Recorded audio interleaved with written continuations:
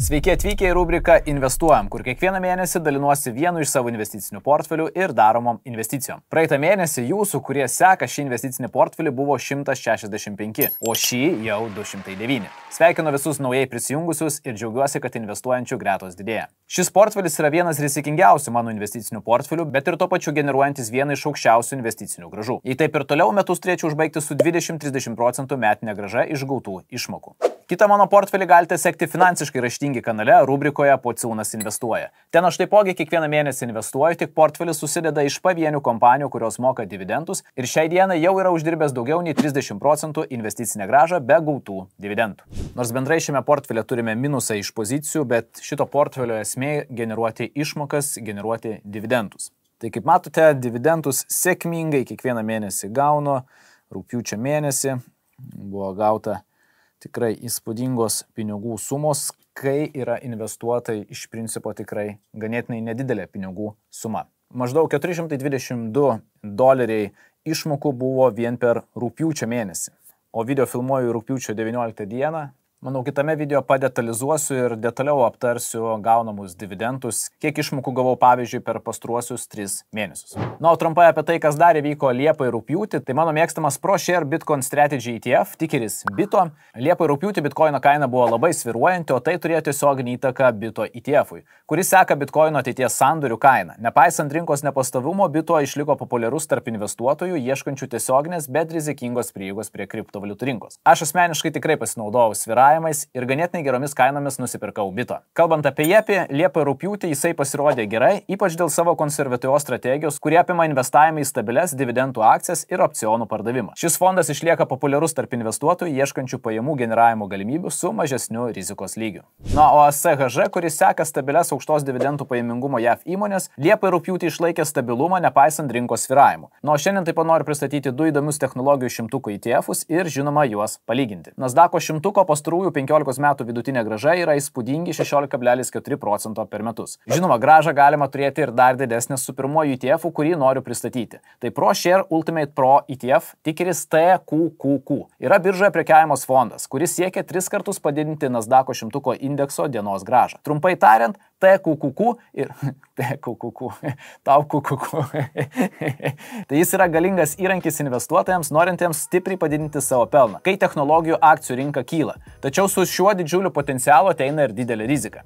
Kaip tai veikia? Įsivaizduokite, kad TQQQ yra kaip raketos kuras jūsų investicijoms į technologijų sektorių. Jis veikia taip, kad padaugina Nasdaqo šimtuko indeksos dienos pokytį 3 kartus. Jei indeksas per dieną pakyla 1%, šio ETF-o vertė gali padidėti net 3 kartais. Visą tai skamba puikiai, kai rinka kyla, bet yra ir kita medalio pusė. Kai rinka krenta, TQQQ taip pat veikia atvirkščiai. Tai yra, kai Nasdaqo šimtuko indeksas krenta, jūsų nuostoliai taip pat padidėja 3 kartus. Tai reiškia, kad šis ETF-as gali greitai sumažinti jūsų investicijų vertę, jei rinka judės nepageidaujama kryptimi. Kai rinka kyla, TQQQ gali greitai padidinti jūsų investicijas. Tai yra galingas įrankis investuotojams, kurie tiki stiprių technologijų sektoriaus augimų. Šis ETF-as suteikia galimybę greitai užsidirbti, kai Nasdaqo šimtuko indeksas kyla ir yra įdomus pasirinkimas aktyviems investuotojams, norintiems išnaudoti trumpalaikius rinkos pokyčius. Tačiau reikėtų atminti, jog šis ETF-as yra rizikingas, ypač jei laikote jį ilgą laiką ir technologijų indeksas stipriai pavažiuoja žemyn. Tokiu atveju jūs galite patirti didelių nuostolių. Šis ETF-as labiau tinka trumpalaikiam investavimui arba aktyviems prekybininkams, kurie gerai supranta rinkos judesius. TQQQ kasdien perskaičiuoja savo pozicijas. Tai reiškia, kad ilgesnių laikotarpių jo grąža gali skirtis nuo to, ko tikėtumėtės iš Nasdaqo šimtuko indekso. Šis ETF-as yra kaip finansinis adrenalino šūvis. Jis gali būti labai pelningas, taip pat ir labai pavojingas. Jei esate pasiruošęs greitoms ir rizikingoms investicijoms technologijų sektoriuje, TQQQ gali būti įdomi galimybė. Tačiau būkite atsargus, šis ETF-as nėra skirtas visiems ir būtina gerai suprasti, kaip jis veikia prieš priimant sprendimą investuoti. Norėtum investuoti į technologijų šimtuką su mažiau rizikos ir be sverto? Tokiu atveju siūlau daugiau panagrinėti EXXT ETF-ą.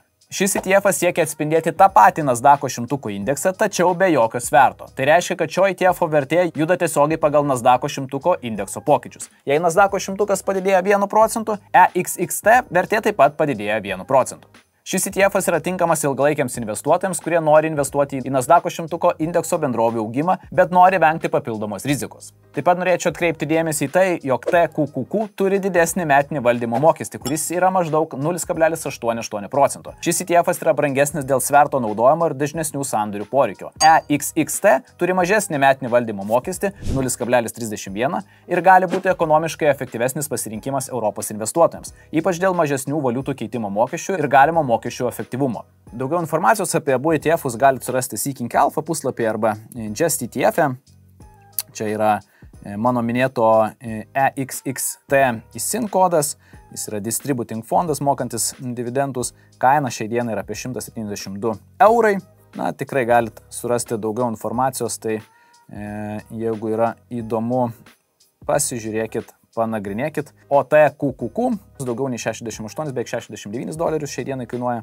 Vėlgi štai yra jo grafikas, tikrai skiriasi nuo tiesiogiai investuojančių ETF-ų į Nasdaqo 100. Mokesčiai, kaip ir sakiau, šiek tiek didesni, tai vėlgi pasižiūrėkit, įsivertinkit ir nusimatykit savo investavimo strategiją.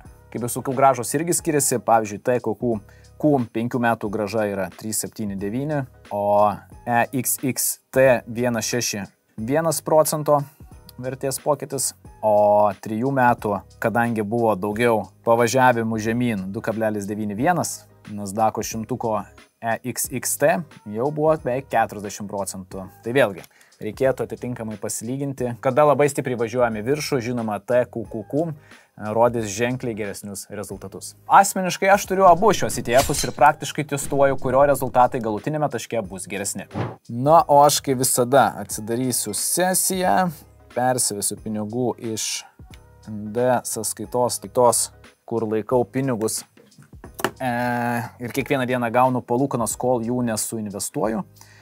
Persivesiu pinigų 0,56 ir atliksiu naujas investicijas šio mėnesio. Na, o jeigu ir tu nori nepraleisti nei vieno mano daromo žingsnio, gali nemokamai prenumeruoti mano investicinius portfelius ir kiekvieną kartą gausi e-mail pranešimus, kai tik aš kažką pirksiu ar parduosiu. Na, o žinoma, jeigu dar neturi Freedom24 sąskaitos ir nori pradėti investuoti, visas nuorodas su instrukcijomis rasi šio video aprašyme bei komentaruose. Nepamiršk, jog investavimas yra susijęs su rizika ir šis video yra edukacinio pobūdžio ir tai nėra jokia investavimo rekomendacija. Kiekvieną sprendimus turime priimti savarankiškai arba pasitarę su konsultantais individualiai. Investuojant pinigus labai svarbu juos paskirsti per skirtingas turto klases, valiutas, sektorius ir geografiją, taip rizika patirti minusą bus minimizuota. Ačiū tau, kad tobulėjai ir mokaisi ir sėkmės investavimo kelionėje. O kad prisidėčiau prie tavo sėkmės, paspausk subscribe mygtuką, kad nepraleistum naujausių mano video. Pasimatom jose. Iki susitikimo.